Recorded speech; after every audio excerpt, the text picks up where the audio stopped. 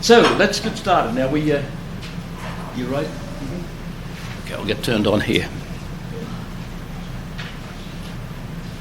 So this is our final class. That's already announced on the tape. On page 143, where the sacred doctrine is argumentative. I'm going to leave you to read it yourselves mostly, but let's say this: we have to have argumentation, and it's philosophical. The argumentation is always based in some way or another in philosophy. That's why philosophy is called the handmaiden of theology, and a lot of people misunderstand that. They think that, like I told you about a man who said that he thinks that philosophy was invented by the church to defend Catholic teaching. Well, he obviously knows nothing about it. I think he was a chemist, if I remember correctly. I met him in Australia years ago. And he doesn't understand that philosophy, the ancient philosophers thought theology could grow out of philosophy. Theology could grow out of it, in this much that an advanced philosopher would start thinking about realities. There is a world that we can't know anything about. Socrates and Plato saw that. They were groping for sacred theology, groping for the inner being of God that's revealed in Revelation. Even St. Thomas, when he was dealing with, in Book 4, Chapter 11 of the Summa Contra Gentiles, he was groping about, does God have a concept? Does God need a concept? God doesn't need anything, but does he have a concept? Why? Well, the concept, which is the second person of the Trinity, bursts out of God as a fruit of God's own knowledge of himself. It doesn't need it, but he expresses it. Then the third person, of course, the Trinity, is the love that he has for that. He sees this concept of himself, and that's the basis of all things that exist. He sees himself imitable in this style or that style. This style, he might be a wolf, a dingo, an elephant, a snake. He orders it into existence. It'd be a human person. He sees himself imitable in this way, and he orders it into existence, and there it is there. So each person is unique, past, present, and future, never to be repeated. No need to repeat it. So what we have an obligation to do is to make ourselves, according to our specific nature, or our particular individual nature, to make ourselves the best we can. So, he says here on this page, I answer that. As the other sciences do not argue in proof of their principles, but argue from their principles to demonstrate other truths in these sciences. For instance, if you're studying chemistry or biology, your principles are in observation, and you argue from them. Or in philosophy, you argue from the principles of reason. Same in mathematics. So we argue from them. Well, in sacred theology, the principles are what God has revealed. So he reveals something of his innermost being, and we make deductions from there. However, as he says here, it is to be borne in mind in regard to the philosophical sciences that the inferior sciences neither prove their principles nor dispute with those who deny them, but leave this to a higher science. In other words, that part of metaphysics which we dealt with called epistemology. We only just had a brief chapter or something on that. But epistemology, in other words, defensive metaphysics, where we defend those things, those truths. That's in metaphysics. Well, but we apply it in the other sciences, the principles and the conclusions in the other sciences. So, reply to objection 2, down near the bottom of the page. You see, the objection was, authority is the poorest of all arguments. Yes, granted. But in the case of God, he's the highest authority of all authorities, and he's the source of all the principles. So his authority is supreme. That's an authoritative argument which we cannot challenge. It would be unreasonable for us to do this. As he says, it is especially proper to this doctrine to argue from authority. but, as he says, note the underlinings there, but sacred doctrine also makes use of human reason. And natural reason should minister to faith as the natural inclination of the will ministers to charity. Charity, by the way, means doing something for the love of God. Doing something for the sake of your love for God. That's the real meaning of charity. It's not just mean giving handouts. Hence it is that sacred doctrine makes use also of the authority of philosophers in those questions in which they are able to know the truth by natural reasoning. So, authorities can be poor in human matters, but if it's the great authority, then it has greater truth or greater worthiness of study. If Aristotle said something, I'd be foolish to deny it. But what I would do is to say this, that I'll keep trying to understand it. I'll quote him in an argument, but try to understand it. Nevertheless, he says here on page 144, sacred doctrine makes use of those authorities as extrinsic and probable arguments. All right, that should make some sense. Now, the ninth and last article in that first chapter of the Summa, the first question rather, in the first part of the Summa, the first question, were a ninth article on page 144. Whether Holy Scripture should use metaphors. Well, metaphors have to be used in lots of things. Don't we use them in the classroom when we're studying any science? Professors will use that all the time, and rightly so.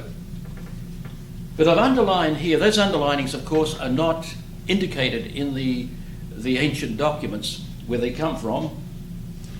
I've had to add them. Matter of fact, if you could see the originals of some of these articles, they just all run together. Just one blank, big lump in Latin, and some of them on poor paper in Latin that, reminds me, I was in London. I went to a bookstore there and they had used books downstairs, and I thought, oh, we'll go down and see what they've got there. And here was a volume of St. Thomas. I think it was volume 1 of a 2-volume set. It had some of the minor questions or minor articles of St. Thomas in it.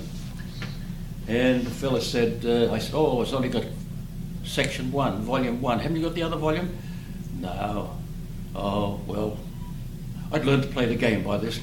I sort of threw some doubt on it. Look, would 12 and 6 be all right? $1.25, roughly.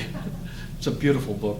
Then later I got home and found the books I'd bought in Rome, all St. Thomas's works in Latin that were available. I found that just filled one that I didn't have. So I was very lucky with that. Anyway, we operate, as St. Thomas says, we argue from our senses. Our intellectual knowledge rises from the senses. We'll be dealing with that in great detail next class.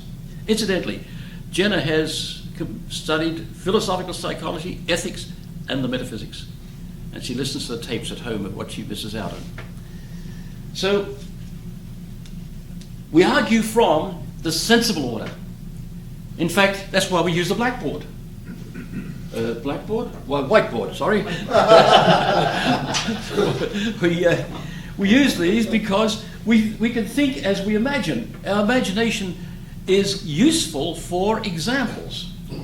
And we use lots of things. Now, for instance, when we're dealing with, as we will be dealing next year, with instinct, I use a lot of good examples gathered over the years from observation in the bush and from other things I've read about and what you've read about, familiar things familiar to all of us. We argue from those images to abstract understanding of the nature of the intellect and the will, for instance. So it's appropriate for man, because we are human, to use metaphors. Here where he says, I answer that, for God provides for everything according to the capacity of its nature. In other words, do follows be. The principles are riddled through St. Thomas's work, all over the place.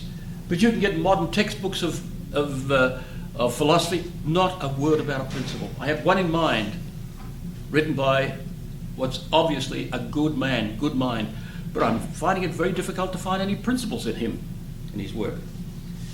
So God provides everything according to its nature, the capacity of its nature.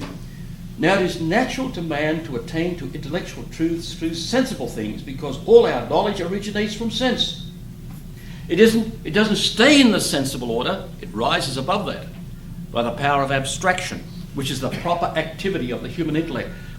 We see, for instance, a dingo, a kangaroo.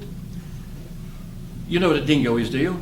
No. The Australian animal, wild dog, yellow wild dog. I thought it was going to be a joke. No. As far as the dingoes go, It's a pair of boots. Anyway, even the simple, who are unable by themselves to grasp intellectual things, may be able to understand it. There's the key to it, as it were. So he goes on there.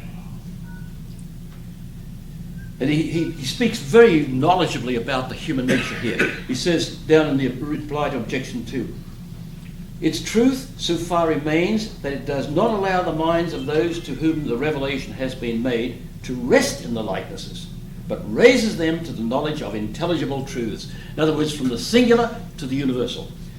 That's what these metaphors do. They allow us to penetrate the singular and then rise above that to the universal truths. So he's got here on page 145 at the top. Hence, those things that taught metaphorically in one part of Scripture, in other parts are taught more openly. The very hiding of truth in figures is useful for the exercise of thoughtful minds, and as a defense against the ridicule of the unbelievers, according to the words, give not that which is holy to dogs. Now we come to a very beautiful part of metaphysics in a way. We've been speaking about beings in the world. There's a multitude of beings out there. Seemingly they go on infinitely. I heard that the oldest living thing ever discovered that's alive was found down in the earth in Australia in recent years. I don't know how far they went down, how many miles or whatever it is. I have seen things that have been brought up from 3/4 of a mile down. Mineral kinds of things, absolutely beautiful. Well, apparently they've found microbes and things way down there, a mile down, that sort of thing. They're beings. But Mrs. Vanari's a being. Can I relate that to her? Or can I relate a colour to her? Can I relate a microphone to her? A shape? Time? They're all beings. What kind of likeness is there between them? So we're going to study tonight this treatment of analogy. In other words, there's a likeness in that the microphone exists, Mrs. Vanari exists. Can I compare those two? How? What does it mean to say it exists, but she exists? Aristotle made a remark that of all beings, being can be said most truly of substance. That can be said of all beings. Please don't let me eat any of those cookies again, my mouth is watering. So, we start on this. We spoke of the term being as analogous. In other words, there's a likeness, but a greater unlikeness. We have to examine that tonight. The number of forms, just in botanical matters, which I probably know better than lots of other things that I studied. When I was studying pharmacy, I just absolutely loved the botanical studies. And botanists that I've met say the same thing. They love botany more than many other sciences they studied. And I was really an avid student of chemistry and physics. And then later in life took up zoology. As they say in French, mercy buckets. Yes, mercy. Whatever you said, I agree. Yes, thank you. Oh, you done that? Yeah. Oh,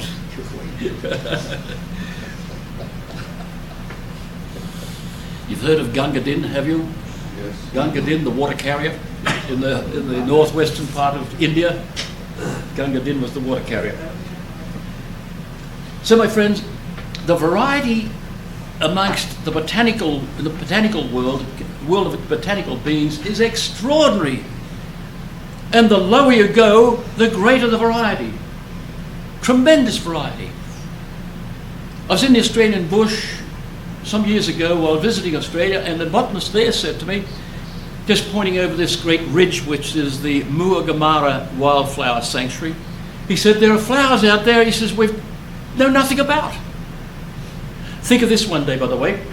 As I mentioned, we're dealing with this in the ethics. We're dealing with the body economic, etc. That one day we might find a little plant there and say, nobody's ever found one of these before. Just a little flower that's of minor importance. They examine it and find, oh, it's got protein in it. Next thing, they're breeding it. Millions of them. And might feed the world with protein. Who knows? I mean, look at they discovered wheat. It's just a grass. Wheat is a grass, and corn, these things, they're grasses, and they just breed them till they get bigger versions of them and pick out, make them selective and build them up and plant them here, there and everywhere. And next thing, they're feeding the world of them. However, or driving their cars on them now, or the corn. But the point is the variety. Now, what likeness is there? Look at the variety of colours, the variety of shapes. I have a book on water plants, water invertebrates. Absolutely amazing the number of individual species there are. I just can't believe it. In recent years, it's stunned me to see the varieties of plants that live in the water. Plant limnology, as it's called, freshwater plants. Then, of course, there are things they're discovering now down the depths of the ocean. So what likeness is there between all these things? This is alive, that's alive, a lichen. There's 3 or 4 species of lichen on a rock outside my house. And, you say, well, what a variety, what likeness is there between them all? So, if we use a term, we can use it univocally. We saw that before. It has the same meaning amongst things. For instance, a kangaroo is an animal, a flea is an animal. It's a univocal predication. By predication, we mean what we're saying about what went before. Man is a being. Being is the predicate. So we're predicating being of man. So if we say they're beings, what do we mean by that?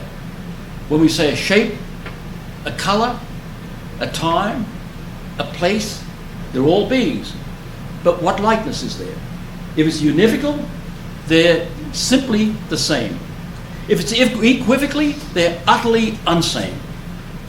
But if we say it's an analogical, some sameness, but a greater unsameness. So, by the way, I've gone on page 146. Shape is a being. For example, shape is a being.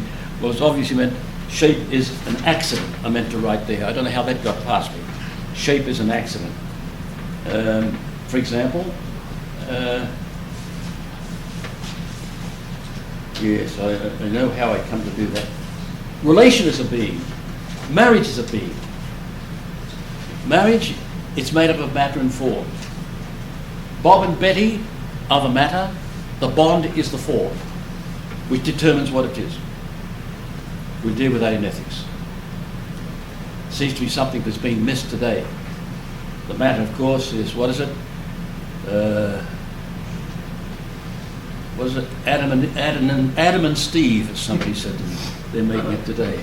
Adam and Steve. So, that, of course, is a false being. So being is the ultimate predicate. You can't go more ultimate than that. It's the ultimate predicate.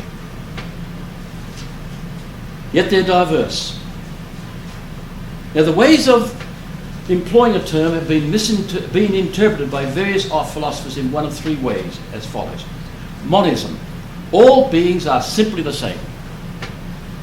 This is pantheism. Pantheism, pan means all, theos in Greek means God. All is God. That's what pantheism is. It's a monistic concept. There's only one being. Parmenides taught that. He couldn't see how there could be many beings. He hadn't yet discovered potency in act. Then the opposed to that is exaggerated pluralism. Every being is simply diverse. There's no likeness between beings at all. And of course, since they think that there's just utter diversity, no two things are alike, always puzzled me how they relate to this, that two men, they're both men. I don't know if I've ever had a satisfactory explanation of that. But they would say they're just simply diverse. And this, of course, leads to agnosticism. In other words, agnostic. Gnosco in Latin means I know. Gnosco, G-N-O-S-K-C-O. And A signifies without. So we can have no knowledge. That's what that means, agnosticism. We have no knowledge of that. But good philosophers following in the Aristotelian, the Socrates, Plato and Aristotle in that line, right through to the present day philosophers, the Thomistic philosophers, they speak of the analogy of being. At McGill University some years ago, about 1974 or 5 it was, forgotten the man's name now, presented a paper. It was very good. On creation, 3 concepts. I can't remember what they were. And I had to present a commentary on his paper. And some man objected. He said, I don't know what all this talk is about how did he put it? Analogy. I think he criticized it. I don't know. All this talk about analogy, he said. And he said, things are just different. They're just different. He said, but then they're all the same. They're just beings. They're all just different. And Dr. Charette said, they're all alike, aren't they? Yes, but they're all different. Yes, I think I had something to say about that. I can't remember what it was. But in any case, Dr. Charette said then, he said, well, that's what analogy means. They're all different, but yet there's a certain likeness. I mean, people just play around with words at times and don't understand where their own difficulty lies. Anyway, there we are. We've got the 3 different modes of teaching. And some of the people, what saddens me is some of the people never get to hear the truth, never get to hear an explanation. The way the world is fractionated, if you like, today, it bothers me. You know, somebody's objecting to what St. Thomas said. The wife of one of our faculty went to study in St. Louis, Missouri. You remember that? And the professor there started to give out what St. Thomas teaches on the theory of knowledge. She said, excuse me, Professor, I don't think that's right. Oh, isn't it? He didn't know what St. Thomas taught on the theory of knowledge. She had to get up in front of the class at his invitation and give a lecture on what St. Thomas taught. She had been Dr. Bonnet and my student and had a very quick, good mind. And didn't persist in philosophy, unfortunately, but due to unfortunate family difficulties. But in any case, the professor had no idea what St. Thomas taught. St. Louis is a Catholic university. You'd think at least he'd have some knowledge of St. Thomas. But it's amazing what goes on out there. The sad part is, when you go to some of these conferences, it still doesn't come out. The American Catholic Philosophical Association met at University of, at least in the Convention Center in Buffalo some years ago. And I raised a point. And the man said, he was a Christian brother, by the way, who presented a paper. Oh, I don't know what you're talking about. You're right over my head, he said, and sat down. That was the end of it. I don't know what you're talking about, he said. I was talking about the transcendental properties of God as compared with the transcendental properties of man. And he didn't know what I was talking about. But he didn't come and ask me, or he didn't ask me to explain further. It saddens me to see the disparate situation amongst philosophers today, all talking different language. And I'm told at the ACPA, the American Catholic Philosophical Association meetings, most people go, this is what I'm told by people who go there regularly, that most of them go to see each other. However, so we'll continue on the analogy now. St. Thomas wrote an article which I've copied in there for you on page 147, and I think I'll leave that to your own reading. I think. We may come back to it. It's taken from the Disputed Questions on Truth, the famous De Veritate he wrote. It's part 2, question 2, the body of the work. C means corpus, or the body. So have a look at that, and we'll just go on with the rest of it.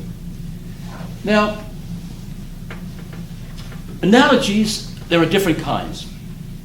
Different way an analogy can exist. And supposing I said normal organic, this is on page 148, normal organic constitution is healthy. That's the definition of health. Normal organic constitution. And of course, how do you know that what's normal? By their functioning, knowing what their function is, which is easily discovered. For instance, your stomach is for receiving food and digesting it, simply that. So normal organic constitution is healthy. Good food is healthy. A certain climate is healthy. A complexion is healthy. Now, good food is healthy means it's the cause of health. And a certain climate is healthy means it's a condition of health. And a complexion is healthy, it's a sign of health. But you can see that health can be said by priority of the first one. Normal organic constitution. That is health. All the others either cause health or a sign of it. So normal organic constitution is health. So the others are analogical by reason of something outside themselves, namely by normal organic constitution.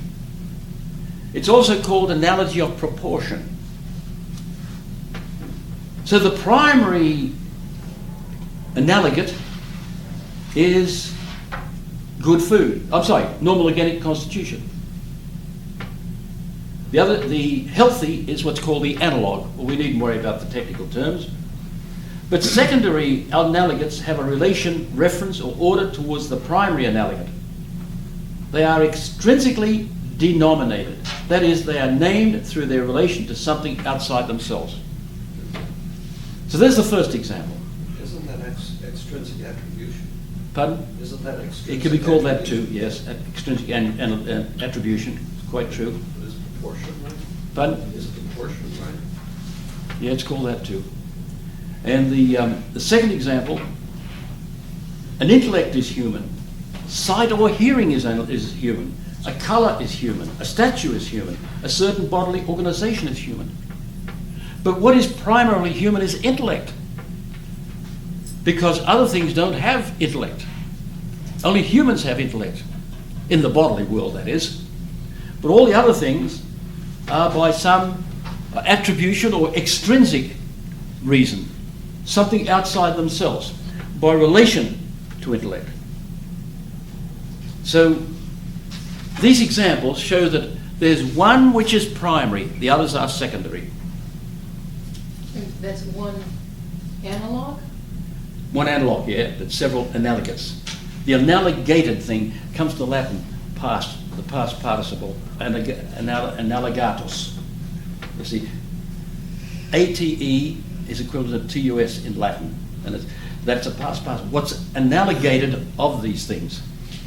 So they're really called the analogates. So intrinsic analogy of proportionality.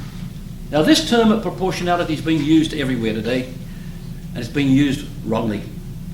A proportion is something that's relation, but an analogate is a relation of relations, if you like.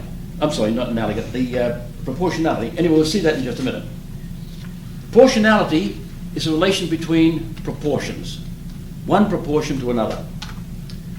So the perfection or the analog is found properly and intrinsically in each of the analogates. God is a being, tree is a being, dog is a being, etc. God is the primary analogate and creatures are secondary analogates. If anything could have being, it can be said primarily of God. When he created the world, there was more being. No more being, but more beings, I should say. There's more beings, but not more being. It's a very difficult concept to grasp, but we're forced into saying that. So, over page 149. The secondary analogists do not merely have the term being because of their relation to God. They exist in their own right. They are intrinsically being. Now, 2 is to 4, 3 is to 6, 5 is to 10. These are proportionalities. In other words, the proportion of 2 to 4, 3 to 6, 5 to 10, their proportions, and the relation between proportions is called a proportionality. So, compare this. There's an equality in those, so there's strictly not a proportionality in a way. Not by analogy. Anyway, compare. Substance has a relation to its mode of B as accident has to its mode of B. Now there's a proportionality. In other words, a similarity of proportions. Substance, in other words, has a special kind of a B. An accident has a be-in. Perhaps I should have put that there, but I wanted to keep it just simply to its mode of B. So substance is related to its B as accident is related to its B, and on account of this, they're both called being. And there's a relationship not of equality. Now, when Woodbury has in his works, I remember Joe and his secretary typing the stuff up, and they had nothing on the typewriter to put in. I can find nothing on the computer to put in. Between them, you should have this. In other words, substance is to its B as accident is to its B, which is a B in. This simply B, substance, and the accident B's in. But it's an equality. This equals that, but in an analogous way. So it's not quite an equals. It's a curly equals. But I don't know how to do it on the computer. I've searched it. I thought I saw somewhere once how you could do this. I looked for curves and curved lines the other day, but it just didn't work out for me. So I noticed that Father Woodbury in his work had to write it in with a pen, because they were done on stencils in those days, there were no computers then. So this is the analogy of proportionality. A proportion between proportions. In other words, substance is to be just as accident is to its be in a substance. But there's a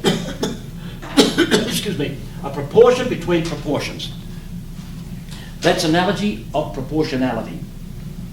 And so I read just the other day an article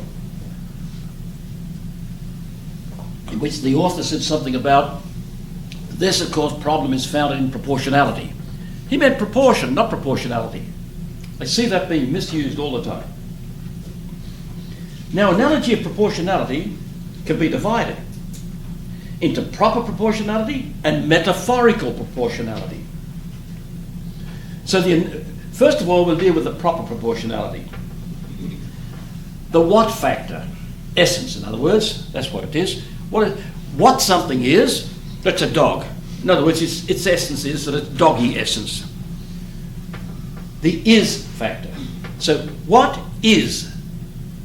That's what a being is. What is? Excuse me. The what is the essence, and the is whether it be's or not. So that's equal to substance is to be. Now the relation of analogical likenesses or proportionality is I've indicated with 4 dots there, as you can see. There's a 5th one crept in there. I don't know how this is doing. It's doing it on my computer all the time. Somewhere there's one crept in there. I thought I saw 5, didn't I? Yes, somewhere. Anyway, yes, there it is. Substance is to be in a proportion as accident is to its be. So, substances, now to give an instance of substances. Rock is in proportion to its be, analogically like a rose is in proportion to its mode of be. And a dog that's in proportion to a doggy bee and human bee, man and his bee. Or if you've got accidents, for instance, the colour is related to its be in a substance, similar to the shape be in its substance too, or a relation in its be in, or an action to its be in. So these are all in proportion to each other. So proportionality is a proportion between proportions. So rock is in proportion to its be, and rose to its be, and dog to its mode of be, and man to his mode of be. And I don't think any of us would admit that man's and his mode of be is like a dog and its mode of be. Again, we can compare sensation and understanding are both knowledge. I haven't put all those diagrams in because, frankly, they're tedious to do it and time-consuming. Sensation is to knowledge as understanding is to knowledge. So there's a proportion between proportions there. Sensitive love and intellective love, based upon sensation. Sensitive love, or sensitive love is a kind of love, and intellective love is another kind of love. They're only analogically alike. Sensitive love being, of course, something based upon sense knowledge, and intellective love based upon intellective knowledge, understanding.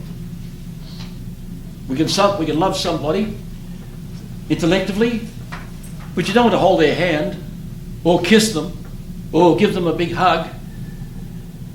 You can, on the other hand, if you did those things with somebody, spouse or something else, intellectually, some men have contempt for their spouse. I've heard men speak like that. Barbara on one occasion disgusted me the way he spoke about his wife, especially to another person. So sensitive love and intellective love, they're analogically alike because they're in proportion to this term love. We could call it sensitive appetite and intellective appetite. The will is the intellective appetite. Appetite means an inclination. Now we compare potency and actor principles. They're both principles. And certain judgments are principles of reason. So they're analogically to the term principle, potency and act, and certain judgments. Those fundamental judgments like the whole is greater than its part, etc. Whatever undergoes movement is moved by another. Compare Betty as a mother and a bird as a mother. So there's a certain likeness there, but there's a greater unlikeness. Compare the bear on page 150. Bear cubs play and little Joey plays. I remember seeing in Banff in Canada in 1958 a big black bear, mother bear, going along and two little cubs in front of it. Dr. Lorison said, don't keep back. He said, she's seen you, don't worry, she knows you're there. And they were going along this roadway there, and I was high up in a bluff of rocks, and I have a picture, a slide of that. The little blighters were going over and over and over and rolling all the time. All animals do this to build up their somatic cells, their psychoneuron. No, what's the term I should be using? I can't think. The neuromuscular system they're trying to build up by exercising like this. A kitten will play, won't it, with a string or something. But this is natural to animals to play. But it's natural that little joeys play too. But animals don't keep score. Little joeys do keep score. Are you on my side or am I on that side? If you're on the other side of your animals, watch it. You might get clawed. So the term play is only analogically alike amongst things. Now this other one is an interesting one. Scrabble is a game. I'm not sure what the heck it is, to be honest with you. And baseball is a game. Now, each of those is a game, and pinball is a game, soccer is a game, but what likeness is there? They're all in proportion to this concept, game, play, if you like. It's play. It's all in relation to that. But of course, the big thing that characterizes human efforts in this regard is that we keep score. And we have sides which we pick, say, equal numbers or something like that. 11 in a cricket team. Was it 13 in a football team? Well, these are Australian figures. Whether they're right here or not, I don't know. But we keep teams, build teams up amongst ourselves. Now, Wittgenstein, the Vienna Circle was a group of people who got together, engineers, mathematicians, physicists, got together in Vienna and decided they were going to rediscover philosophy. God, what a mess they made. They lasted about 15 years. But we had to study, what's his name?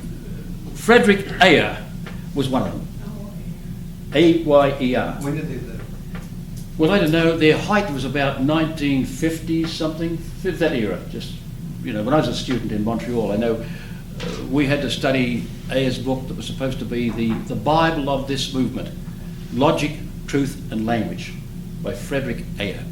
Well, I was in London University there for a few days, and I spoke to the chaplain who was suggested I should meet, and he said, "Oh, I wish you'd have been a little here yesterday." He said, "You just missed Freddie Ayer." And he was Jewish and had been very seeped in this movement with these people. He thought that all the great philosophers were but a bunch of dummies, I think. But his book amounts to this. Everything is reducible to sensation. If a statement or a question doesn't bring up sensation, it's of no value. Do we have a soul? Forget it. It's got no sensation. You say it's a spiritual thing, then it's a nonsensical statement, nonsensical question. Is there a God? Forget it. It's not reducible in any way to a sensation. Therefore, in other words, we cannot sense his existence. Therefore, it's a meaningless statement. The chaplain at University College in the University of London, as it's called, said to me that he's now becoming a metaphysician. He had turned about and has denied all that he had taught. He's now turning towards metaphysics. Well, Is it air? Ayer, yes, which is amazing. Did a complete about face, and this is what happens if men are sincere and live long enough. Like the recent example of the gentleman, like the recent example of the gentleman who wrote works on sort of challenging the proofs of the existence of God. Anthony Flew, wasn't it? Yes. Yeah, Anthony Flew. And I have a suspicion he was originally Australian. I'm not sure of that. But I think he's the person that a priest in Australia asked me to meet to advise him on one occasion when he was going overseas to study. I think, I'm not sure. But in any case, he kept at it, like the topic, long enough to become a theist. Of sorts. Of sorts, yeah. He hasn't sorted himself out yet, but he's trying. But the thing is, he at least kept at it, and he's starting to see that there is meaning to this after all. Is there a God? He started to see that. And it's been written up all over the world. It's been put into columns of various newspapers. Well, he's to be admired for that. He's at least honest with himself. But what saddens me is those men never get a chance to see the proofs of the existence of God. Now, in 1962, I was in Paris, having supper and at little cafe there, and we were speaking, Elaine and I, and this gentleman sitting there, he said, "Excuse me, I couldn't help but overhear you." He said, "I hope you don't mind." And he introduced himself. He was understudy to some famous logician in Paris, at the Sorbonne, University of Paris. We were just outside the Sorbonne, or on the grounds of that, I think it might have been too. In any case, this man, I think his name was Cohen, if I remember correctly. We got chatting, and he said, "Would you do me the honour of coming to a little cafe and we'll have some coffee?" Very delighted to. So we got talking, and he discovered that I'd just recently graduated in Montreal, and we sort of talked, and I've forgotten now what we said. So turn the clock forward. That's what did I say it was? 1962, that's right. Turn the clock forward, about 1974.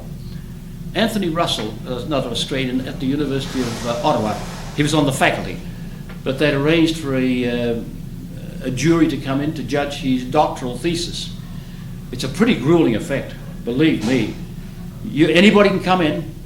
When I defended my doctoral thesis, there were the 5 figures of which the one became the World Congress of Philosophers president. There was Lachance, who was internationally famous. There was Regis, very internationally famous. And I've forgotten Cauchy, and I've forgotten of somebody else there.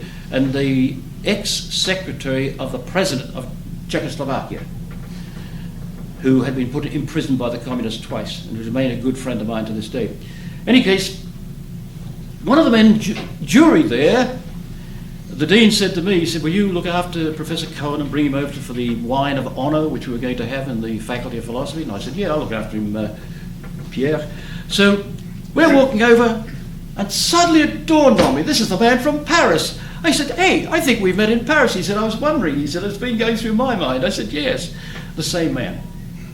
So something came up, I don't know what it was. He said, what were we discussing at the time? Weren't we discussing? I said, wasn't it the proofs the existence of God? He said, yes. Well, I had recently set them out in 1 page based upon Woodbury. Now I've done it 6 pages, a different way, of course. And he said, I can't see how it's possible to prove that there's a God. I said, I'll send you these proofs. I sent them to him. I never heard of him again. I don't know whether he looked at them or not. But if men would only sit down and talk, but they won't all do it. They want to put on a debate, which they have all their students or faculty that are biased with their position or something like that. They want a confrontation, not a sincere, honest discussion. Twice I've been invited to debate Raphael, what's his name? Paul Kurtz. And he said, no, don't make his reputation. No, it's a waste of time. Waste of time, yeah. It's not that good. Well, he wasn't. No, I've seen that. He was, I think, the first time too busy, and the second time I think I was sick or something. But anyway, just let it go. I wasn't interested. It's not that these people have not looked at the proofs. It's not that they haven't read them and studied them. Flew is God a critical inquiry, goes through them in great detail. The difficulty is that they study them outside the tradition, and therefore they don't understand certain critical moves. And they err when they hit those moves, and they don't realize they've done it. True, but the very remember... common mistake, of course, is to think that causality goes back in time. Oh, yes, gosh, there's a beautiful illustration of that. I think it was on WNED last night. I think it was, wasn't it? Or the night before? Does it in his, with the dominoes. Yeah, I remember that.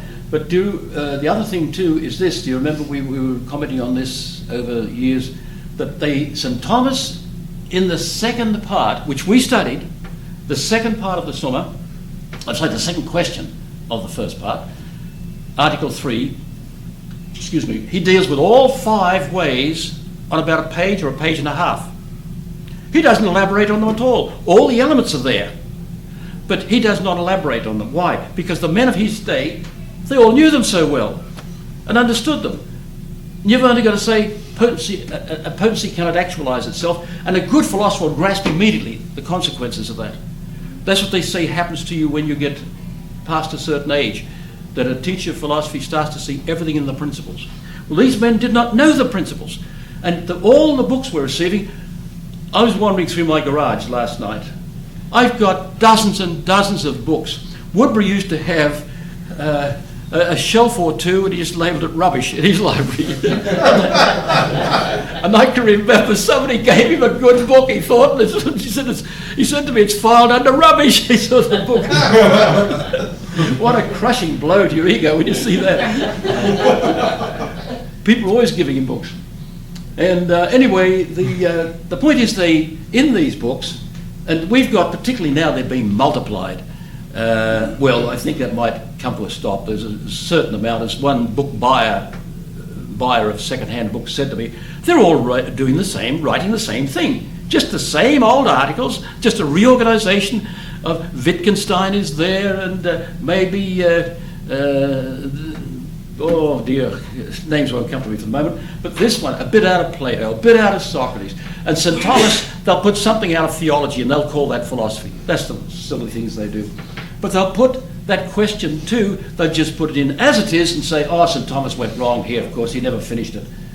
They've not understood it. It was over their head because they got no idea of potency and act. I discovered that long ago. So that's the problem. And I think what I submitted to Professor Cohen, it was too difficult. I mean that, too difficult for him to sort it out. But now, I've done it on 6 pages, which you've got, if I remember correctly. When I gave you the proofs, I think you gave those 6 pages. And I hope I did. I must check that. If I did, I think I've given it to you apart from those 6 pages, if I remember correctly. But that's the trouble. St. Thomas just brushed them off in a few sentences. It's like, who was it? Ferrari and Cajetan, 2 of the greatest minds in hundreds of years. One wrote to the other, and he wrote something like about 15 lines or something, and he begged his pardon for being verbose. You and I would have to have a whole book to explain those 15 lines, but here's 2 great minds. He says, I'm sorry to insult you with a mind like yours with just 15 lines. He apologized.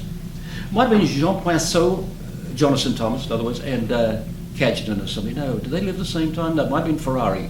Anyway, 2 of them, one wrote to the other, and he apologized for being very verbose. He'd written far too much for such a great mind, when just a few lines would suffice.